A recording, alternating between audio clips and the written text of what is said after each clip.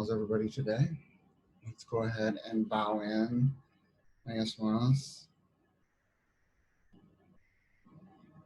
So today is, let's see here, number 8, I believe it is, or 9, of the continued 10 rules in daily life, or 10 characteristics of a life with ki.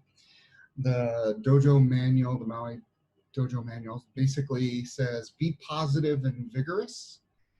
And the Will Reed translation is be vigorous and full of energy, Seiki Hatsuratsu. And I'll just take a moment to read a little bit from his book. That's Will Reed's book, by the way. Great people in the past have always had the energy or ki to overcome difficulties and accomplish important tasks.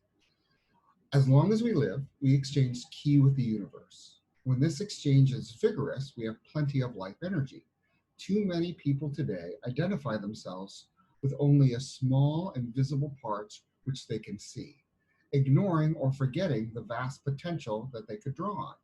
This leads to a crisis in which they have less and less confidence and energy and become more and more isolated, weak, and lonely. In short, they have a deficiency of ki. We have a choice in this world to be plus or minus at any moment. But whichever we choose, that choice implies a certain degree of inertia or tendency to keep going in that direction. In order to truly take responsibility for our lives, we must choose only plus and constantly strive to find it. An alert person dare not choose minus because he can see where it leads and therefore refuses to entertain useless and negative thoughts. This attitude gives you a tremendous amount of vitality because with it, you are fully unified with no need to fight against yourself or anyone else. I like that. That's a good characteristic to heed. So with that being said, we've had some really good classes with Curtis Sensei in the past, and a lot of those have spoken about not those exact words, but very similar. And Suzuki Sensei I remember him always saying, choose positive, but once you make a choice, that choice leads to other choices, which leads to other choices, which leads to other choices, which he would connect to breathing. Breathe 1 hour every day. And that was his mantra. And he would go on and say that a lot. And I was talking to a friend, and I said, we were discussing where I used to live on Maui. I said, I used to live way up in Olinda.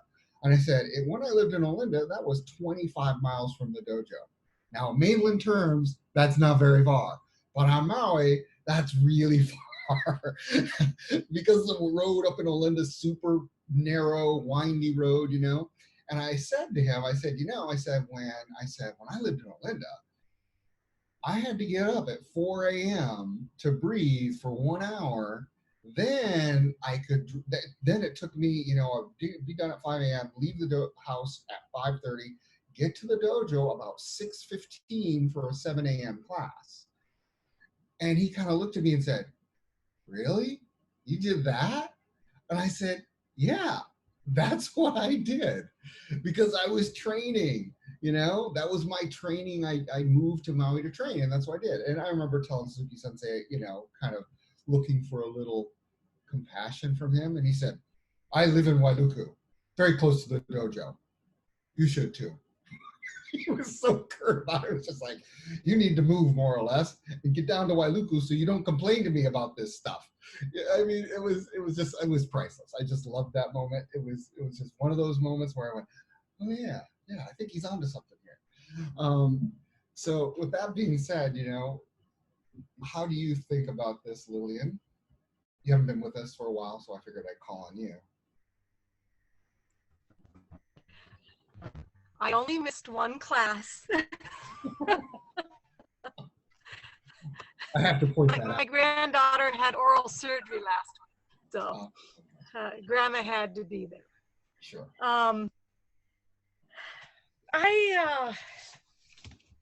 I love this. I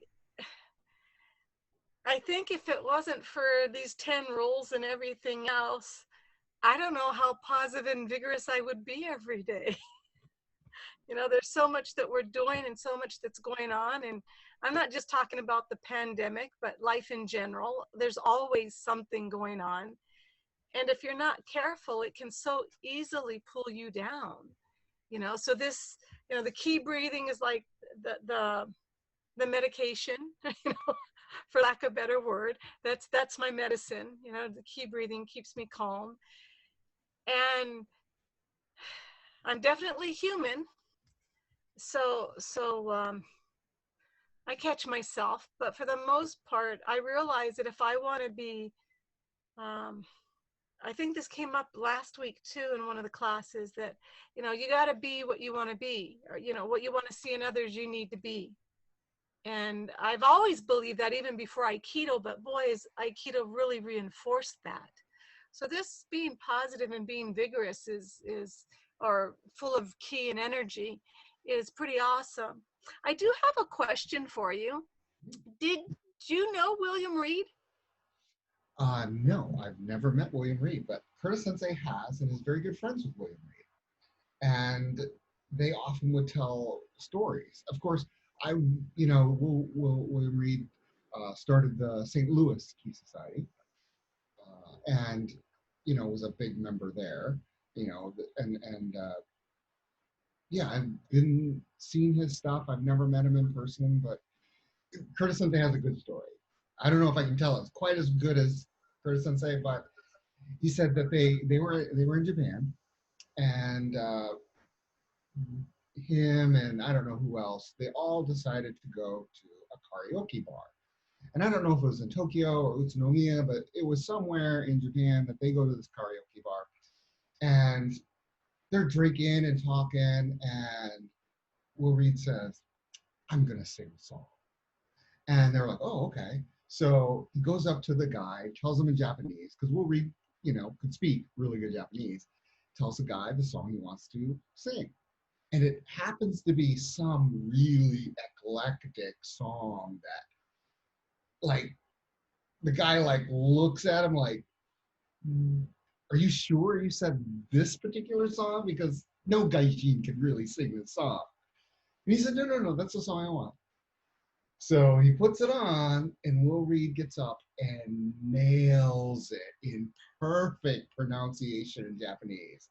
And I mean, so much so that both Kuro Sensei and everyone there are like, wow. And all the Japanese stand up and like give a standing ovation. They're all so happy, that he's saying this really eclectic song in perfect, perfect Japanese, unlike my Japanese, which is not Japanese. So yeah, that's my story I can tell you about Will Reed. I Well, hope one of the reasons I had asked real quick was I got to go back and reread it. I haven't read it since way back, but I have a Will Reed book, but it's not the one you keep quoting.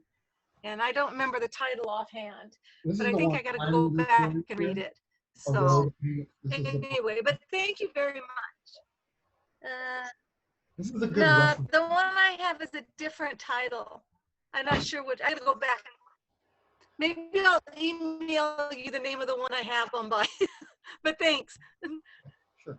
I I use it as a reference manual. I've had it for years and years and years. It's actually falling apart now. And I would say that's what it's good for. It's a really good reference manual. It's not a book you would read cover to cover. It's very similar to our dojo manual in the sense you really don't read our dojo manual from page one all the way to the end. You just don't do that. It's you kind of go through chapters. You're like, oh, I'm gonna read this chapter today and concentrate on that. That's kind of what it's good for. And it's a tool. I think I pointed out I have all the manuals of Curtis Sensei from when they started. And they used to be in that binding that you could actually open the book up and lay flat because that's what he sought as a tool to use to help you prepare for whatever you need to prepare for, whether it be a Dan test or a Tai Chi or whatever. And he liked that concept. But as it grew in thickness. You just can't do that anymore with it. So, all right. Does anybody want to volunteer to talk? I can just pick people. John would like to talk.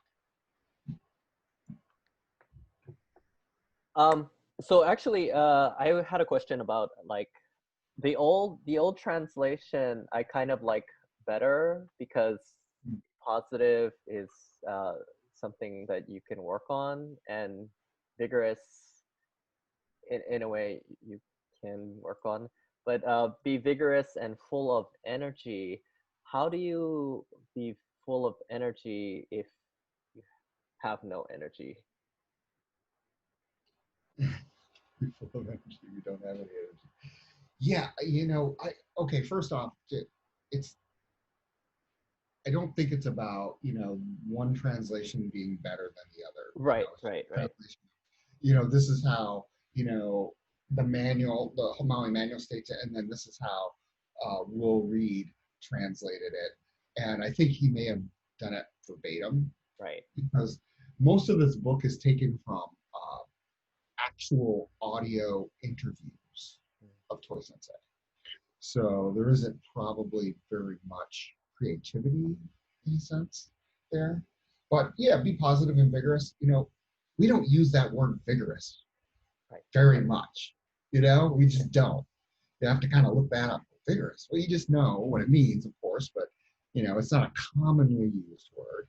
And you know, be positive. That's a very easy. So yeah, that our dojo manual does handle that very well. Full of energy. I think what Toy Sensei is getting at there is just being full of ki.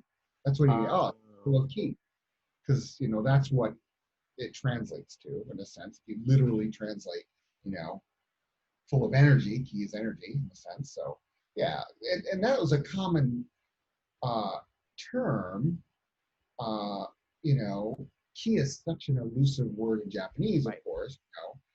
You know, ki gatsuku was a seminar Shiner Sensei gave here on Maui, and that just means aha. You know, it means oh, the light bulb went on. You know, in a sense. So yeah, that's where I look at that.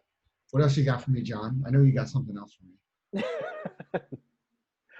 No, actually, I'm gonna save it to the very end. So, okay. So, Murta? Am I saying your name correctly? I know you're from Germany, right? I'm very pleased with the way you pronounce it, Sensei. Oh, nice. Yes, actually, in the last few weeks, I have had bubbles of history reactions coming up in my private life. Don't know if that term says anything to you, but things that have been covered for years and years and years, and I have been suppressing, which I shouldn't have done, but I didn't know that when way back. And a situation made that pop up, and I found myself in a situation where I could not avoid being with people, and I tried to suppress it, but of course then it came out, wow, bang.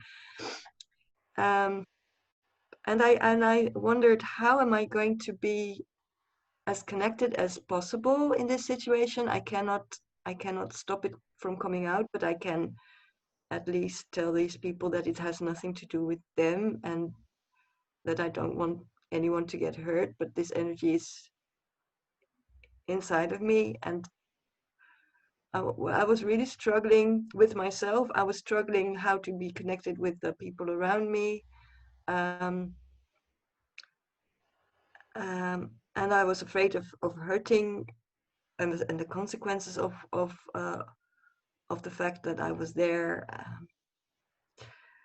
It was quite a mess, and now I think, okay, it happened, so I have to be okay with it, and just go with the flow, and try to be connected from now on. But yeah, it's a bit difficult. I'm still a bit tense about that. Sure.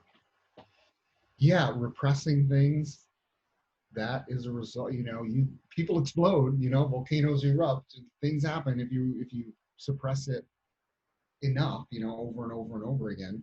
And yeah, I call it what you call bubbles. I kind of call it the closet. And a lot of things we don't want to address, we just throw it in the closet, get it out of the way. Nobody can see it. Nobody knows what's in our closet, but it's there, and everybody has one, and I one time accused Curtis Sensei. I said, Curtis Sensei, you just get in everybody's closet and toss everything around and look for stuff to poke at. And he said, well, that's my job, Tracy. In a sense, he didn't really say that, but I could see, he wants to help you. And that's what breathing and meditation is really good for. That helps you address the issue. I can't say enough about it because it's so important, and it's neglected, I think, in a lot of aspects. Because a lot of times when we're struggling, I've struggled, I've been depressed. Before I started Aikido, I remember I'd moved to LA. I didn't know anybody. I didn't have very much money. And I was struggling in my first job out of college, just big time. And I was with a buddy who I did have one friend there. We used to cycle. We go for bike rides. And I remember saying, I'm really depressed. How do you keep it? How are you so positive? And he just looked at me and said, positive mental attitude. That's what you got to have. Whatever happens, you just overpower it with positivity. And I was just like, well, that's easy said than done. I don't know how. It's hard to figure it out when you don't know. That's like telling somebody who's upset, relax. If you don't know how, it can be a problem. And I'd say, the one thing that you have advantage is you have training. You have some sorts of training, and everyone here has the basic understanding of keeping one point and basically being able to address it with some sort of breathing practice, meditation practice. But then also you have, this is, Curtis Sensei likes to call it the Sangha. It's our community here. And, your teacher and the students above you, I have a connection with people here on Maui that I can talk to about anything. If I don't want to talk to my teacher about it, I can go to them and go, hey, I'm having this issue, or this has come up in my life, just talk it out.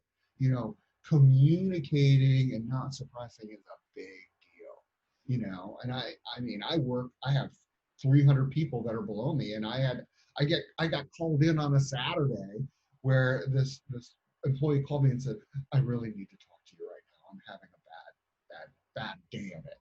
And I went in, took part of my Saturday out, even though I hadn't slotted that time with her to go in and talk to her and say, hey, what's going on? What's happening with you? And I just listened. That's all I did. I didn't tell her, didn't really give her any suggestions. I just kind of listened to her, and I just told her, hey, you'll get through this. You're a good person. You have a lot of positive attributes, and you're just now kind of focusing on the negative when you really need just to turn your head and look at everything else in your life. I always say things could always be worse. They can be. But, I'm glad you're here, and I'm glad, we can talk about it. Is there anything else you want to talk about? No, I guess before I came to Aikido, I practiced suppressing a lot, so I have to face the consequences of that. And now that I'm breathing and meditating, then now I can see what I did in the past and the results of it. But I can't erase what I practiced. So yeah, I guess I'll just have to put up with harvesting the results of that. We all have regrets. I remember going to Curtis Sensei one time. I'm sitting on his patio area. We're having a cocktail, talking, and I looked at him and I said, yeah, I've been thinking about some of my past ventures weren't too good. And I was feeling a little regret. And I asked him, I said, Sensei, do you ever feel regret? I feel really regretful over something. And he said, it's in the past, Tracy. You have to move on from it. You have to address it, and you have to move on. It's always going to be there. It's not going to go away. It made you who you are today. you know, in a sense. We just have to look at it from that standpoint, I Sensei, thank you. think. Fincher, how are you, Fincher?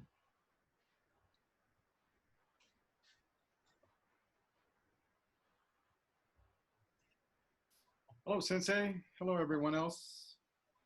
How are you? I'm doing fine this evening. I was a little rushed getting here, but I did make it, and it's sort of interesting because as you cover these points in class, it seems like the minute I sit down, I'm dealing with them from the day. You know, I sit down and I have the day. I'm holding the day. And then we talk about these 10 rules in daily life. And each one is applicable like right now, today, as I sit here. So it's a really good way of ending the day, work day, anyway, mine. And be positive and vigorous. I'm wondering, I sort of look at this like you have referred to, Sensei, and actually some other people tonight, that how do you be something that you're just not feeling? And I look at it sort of like a consequence, as you said earlier in the class. You know, these are consequences of your training. They're consequences of your life. And if I'm having a problem with this in my life, I can't just sit down. Well, maybe some people can, but I find it hard just to sit down and be positive and vigorous in order to follow this rule, you know? I have to look at, as you said, what is my present state a consequence of? And whether it be in my day or in my life or whatever, like you said, you know, everything creates something else. So when you were saying, Sensei, that, you know, one thing leads to another, leads to another, leads to another. So this is what our training leads to, in my mind. Not every moment of the day, but you go back to your training, because this is what Tohei Sensei is saying. This is what you become, or you can become, with these principles in mind. And I'm wondering if, you know, if the translation has a little bit to do with it. But I'm thinking, become positive and vigorous. Well, how do I become that? Well, I step back and I talk about my training, and I talk about, you know, the meditation. I talk about, you know, my sensei or the friends that I hang with, and all of that is part of becoming this in my mind. So it's not just one thing. It's got a lot behind it. So, you know, if I'm sitting and I'm thinking, well, I'm not very positive today, I have to kind of go back in my mind and say, well, how did I start my day, and what have I been doing this week, and, you know, have I been doing these small steps in my life that bring me to a more positive and more vigorous end product. So anyway, that's sort of what I drew from earlier discussions here, and on my take of this particular subject anyway, and all of them probably. Yeah, I like what you said. And you know, it's really interesting. And what that brought up in me when you were talking about that.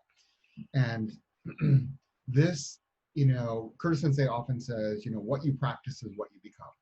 You know, if you're practicing one way, that's what you're going to become, whatever you're practicing. And I thought when he said that, you know, Suzuki Sensei be the first one to tell you that he wasn't that good at doing techniques. He just wasn't. He wasn't, he couldn't move very well. Especially as he got older, you know, his knees were bad. He had a bad shoulder, didn't really move as like you'd see like some other advanced Aikido people move. But he practiced that, you know, that he could cut bokan like nobody else. And I saw him do Joe a few times. And let me tell you, even though he couldn't jump around like you'd like, it was freaking amazing. So, with that being said, he practiced that one string that he thought was super important, and that was breathing. And breathing, breathing, breathing. I mean, that's what he would say. That's what he became. And and this is what's so hard to get across is if you sat with him, if you hung out with him, I mean, it was just amazing just to hang with him and talk to him, and he just exuded that energy, you know, to where you wanted to do breathing. You wanted to do, you know, it's like you have to be aware of where you're heading. If you're not happy with the direction of your life, then you need to stop walking in that direction, you know, and change the direction.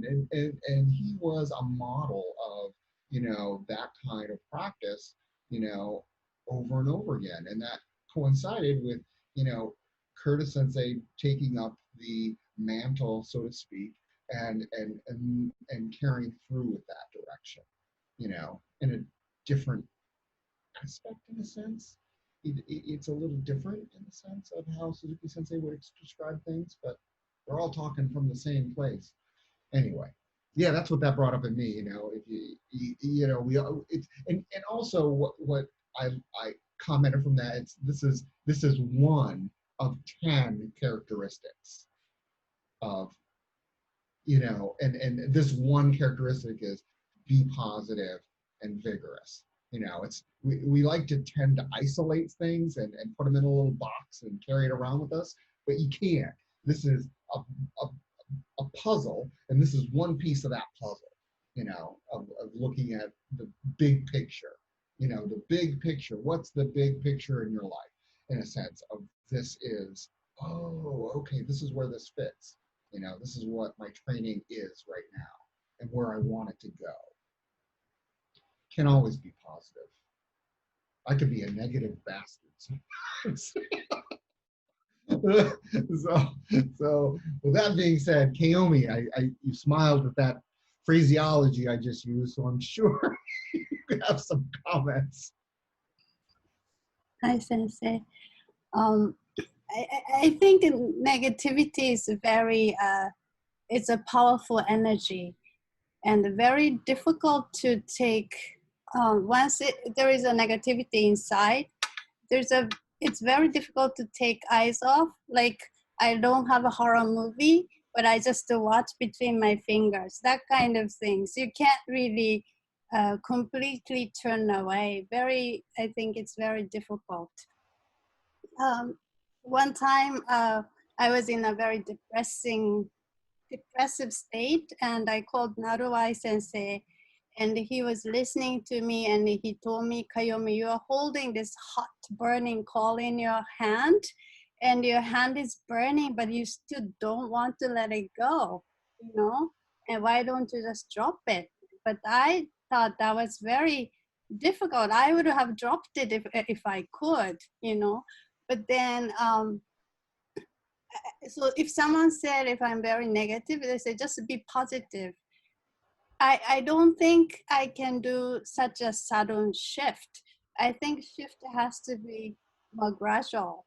Negativity feeds off like a fuel, you know, if you think about it, it's get larger and larger. So I would think this breathing will probably help me to just not to go positive, but just stop at the moment, you know, like to go to that direction. Just give me some little bit of moment of relief. And so that's what the breathing uh, does to me if I can do it. Sometimes I can't, but lately I think I'm able to calm down, so I don't keep looking at the negative things between my fingers. And then today I was walking, and I think last time Curtis Sensei was talking about invisible, like unseen things. We can't see it, but it's there. So I was kind of paying attention to the space. You know, when I'm walking, I usually look at trees or flowers and stuff, but I was paying attention to space. Then I thought, okay, space doesn't mean there's nothing there. It's invisible thing. It's there. So I thought, hey, what about this space is filled with love, like a love of ocean, big ocean of love. And then like, okay, hey, I'm just in this walking in the ocean of love. So that made me kind of feel good. And then I thought today when you were, mentioning about this ninth uh, rule, I thought then maybe this space can be full of energy. So I can be just absorbing it. And if I can think like this, then I think I can gradually, from having a little relief, and then I can start looking at towards this more positive state of mind. And that's what I was thinking. So if this space is filled with love and filled with energy, wonderful, then I think that helps at least me to turn from this negative to more like a neutral space and then positive. That's Sure. And we like to talk in different phraseology with known and unknown, but the core basics of anything, because we're humans, is: are you getting enough sleep? Are you eating good food that's not like crappy fast food? And you know, sleep is super important. Eating right is super important, and getting exercise. And a lot of people, when they get depressed, well, guess what? The ice cream, cookies, and all that junk food come into play.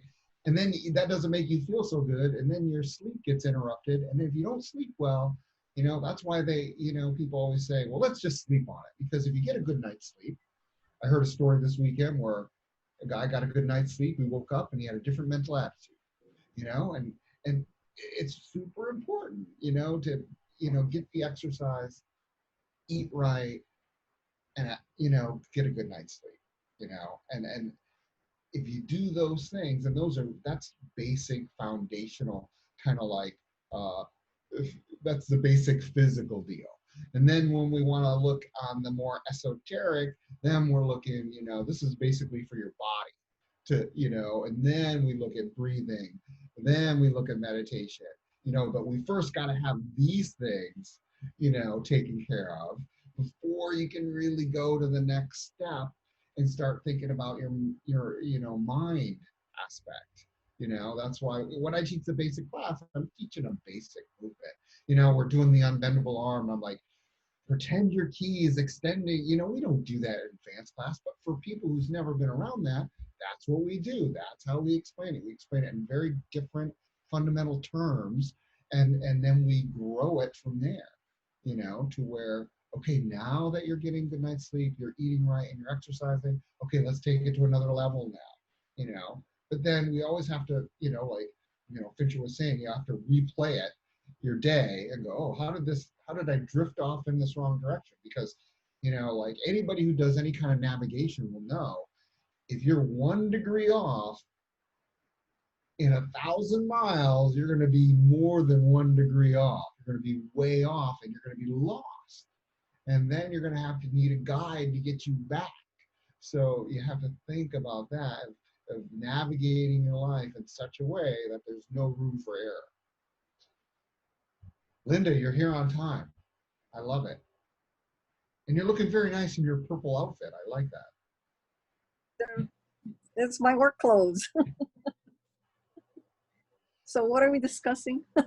Well, we were discussing the be positive and vigorous, as it says in the Maui manual, or be vigorous and full of energy, which is what it says as well. Of a characteristic. So yeah, I noticed a lot of people were speaking unable to do it because they were negative, and it's really hard to get out of that negative pit hole. Mhm.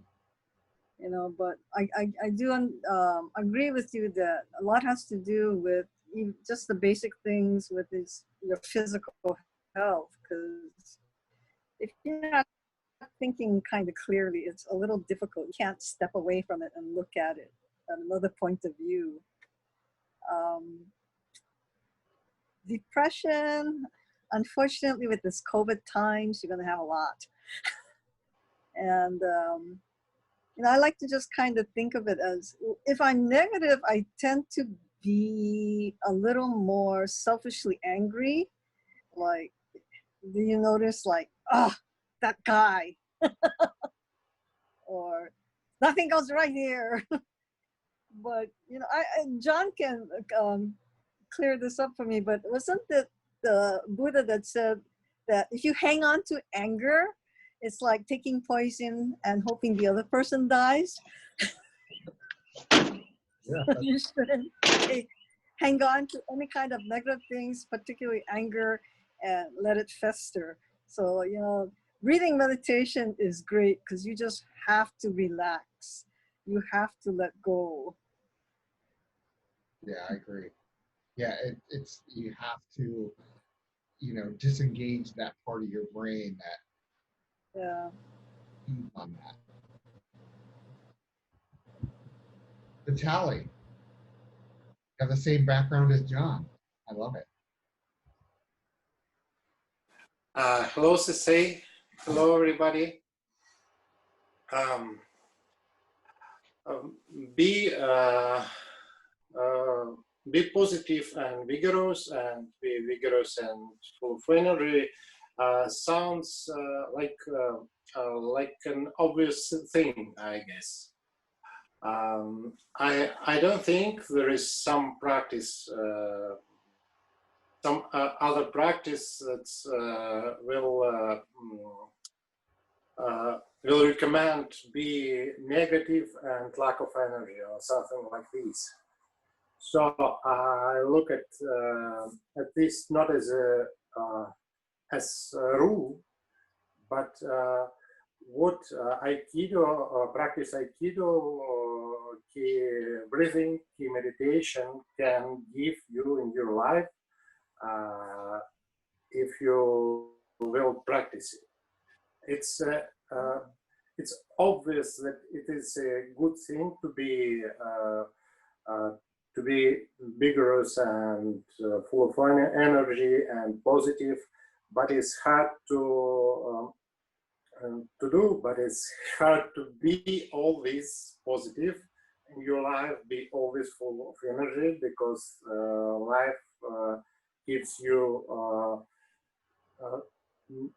not always good situations, not always not always a situation can lead you to be positive and full of energy. So I don't think I think it's not a rule like a rule. It's like an aim, or like what can this practice do for the person. Yeah, you're exactly right. I don't disagree with anything you said. I mean, it's and these are the 10 characteristics. I like to say it's not a rule, but a characteristic of you know, it's like when you look at somebody that you like, one of you like Curtis Sensei, Suzuki Sensei, Toy Sensei. These are the characteristics they're manifesting. You know, like wow, we've always seen the person that, you know, maybe we've worked with them or been around them, or like that person is always positive. What is it with them? You know, When they're around me, they're always positive, but I'm sure they have bad days too. We all do. But, I admire that in the people I work with. When I see somebody that's always coming to work with a smile on their face, they're already, ready to go. I'm thinking, wow, they're really positive. I like that. And here's the thing about it, it's contagious. When you're around people that are positive, you suddenly start becoming more positive.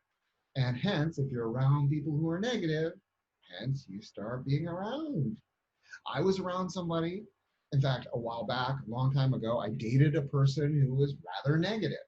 And I noticed I started getting rather negative, and I was like, wow, what's changed? Oh, that's changed. Hence, I'm no longer dating her anymore, and, from a while ago. So it's just because it becomes contagious and you get in that hamster wheel of negativity or that hamster wheel of positivity. And we want to lean towards the positivity rather than, and being able to recognize that, of course. So yeah, it's we all, even good teachers or good Aikido teachers have bad days, you know, and they're just very few. That's the thing. They minimalize it. Half, half, half, half, half. What a sense. So thanks, Vitaly. I appreciate you contributing. Ladini, are you open for a discussion? Your video's on. That means, I can call on you. Good evening, Sensei. Good evening, everyone. Yes, I am here. What comes to mind for me is a couple of things. One is, at least I think my natural state for me is pretty positive. I'm naturally a fairly positive person, and always have been. At least I think of myself that way. But recently I had an operation, and it was the first time that I've ever experienced anything, being immobile, not being able to barely walk and drive for over a month. And then, and I think the challenging thing is not so much the positivity, but it's staying positive during challenging times. So like, I think a lot of people have mentioned it. And it is one of the aspects of training Aikido that I was always attracted to, is the application of a practice that has practical applications in your life, that has a transformative effect on and off the mat. And so how do I apply that in my life when I'm feeling like crap and feeling sorry for myself and not moving and all of the other things that go along with, and taking painkillers and things like that, of that nature. And I realized one of the things that I was working on was just trying to pay attention to what was happening to me physically, emotionally, and sort of paying attention allowed me to, not to get so caught up in, feeling sorry for what was happening to me, and taking some kind of responsibility. So for me, that responsibility meant speaking to, the surgeon about taking a piece of equipment away that was causing a lot of pain, and taking responsibility for taking care of my wound and trusting my body to heal. And the result of paying attention transformed the whole experience for me. I didn't have pain. I stopped taking the painkillers. I was taking care of it myself. And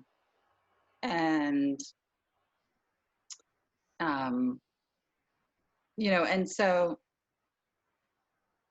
the challenge is to somehow be positive when you least feel it, and somehow to use the training to apply it during those circumstances, whether it's physical or emotional or something with a family member,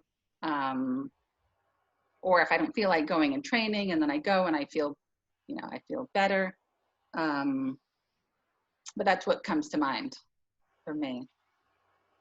Yeah, that's when the rubber hits the road, when you're faced with adversity, whether it be, physical, mental, that's where all that training you've put in the bank can come to fruition in a sense. But then it's also, being recognized that, let's say you don't have a big bank account, but being able to know, oh, okay, I got to be mindful of the situation.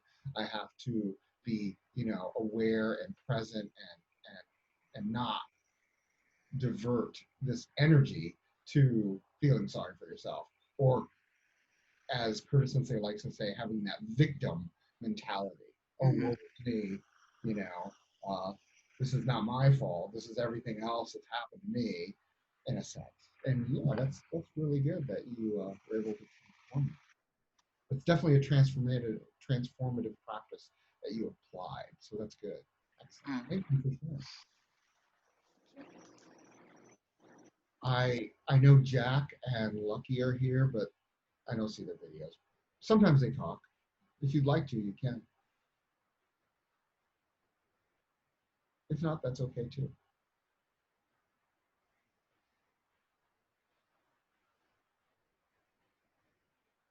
Sounds good.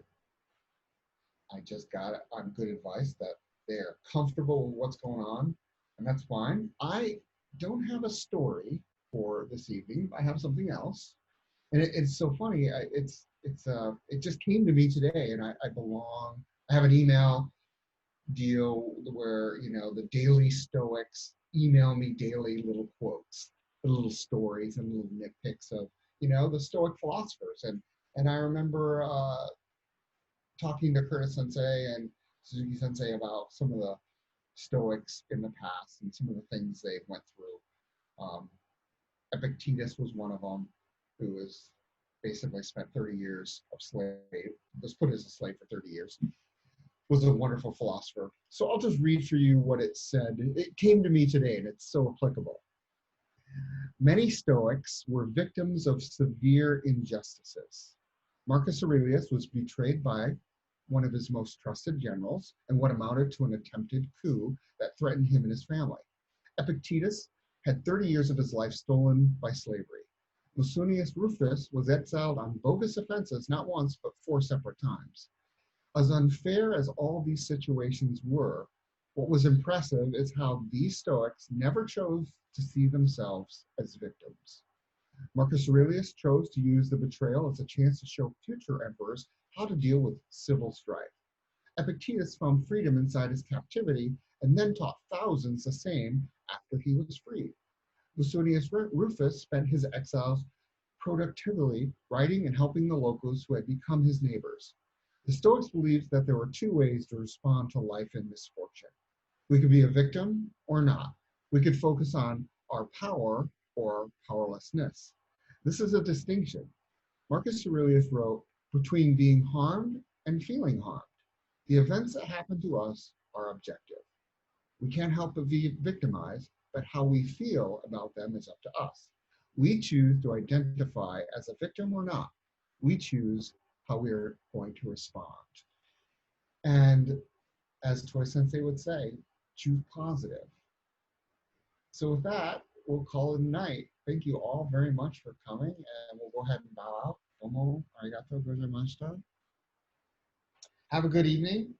And this Wednesday is Charles Boyer Sensei on Wednesday, so please join him. And then, of course, Friday's discussion group and Sunday's meditation. All right, have a good day. Thanks.